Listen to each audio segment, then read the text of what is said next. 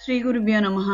శ్రీ క్రోధినామ సంవత్సరం ఉత్తరాయణం పుష్యమాసం హేమంత ఋతువు శుక్లపక్షం గురువారం 9 జనవరి 2025 దశమి మధ్యాహ్నం 12 గంటల 23 నిమిషాల వరకు, భరణి నక్షత్రం మధ్యాహ్నం 3 గంటల 6 నిమిషాల వరకు, వర్జం రాత్రి 2 గంటల 25 నిమిషాల నుండి 3 గంటల 56 నిమిషాల వరకు, దుర్ముహూర్తం ఉదయం 10 గంటల 31 నిమిషాల నుండి 11 గంటల 16 నిమిషాల వరకు, మళ్ళీ మధ్యాహ్నం 2 గంటల 58 నిమిషాల నుండి 3 గంటల 43 నిమిషాల వరకు.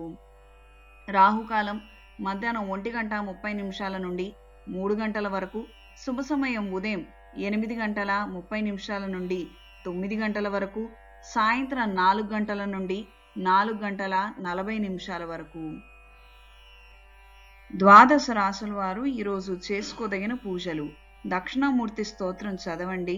ఓం నమ శివాయ ఒత్తులతో అష్టమూలికా తైలంతో దీపారాధన చేయండి.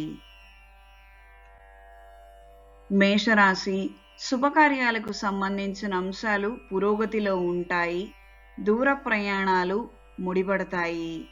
వృషభ రాశి: ఆకస్మిక ధనవస్తు లాభాలు, నూతన కార్యక్రమాల పట్ల ఆకర్షితులవుతారు. మిథున రాశి: కొన్ని కోర్సులను చేపట్టాలన్న ఆలోచనలు నెరవేరుతాయి. దీనికి సంబంధించిన ధనాన్ని అందుకోగలుగుతారు. కర్కాటక రాశి: సంతానానికి సంబంధించిన సమస్యలు తలెత్తే అవకాశం ఉంది. తాత్కాలిక ప్రయాణాలు కలిసొస్తాయి.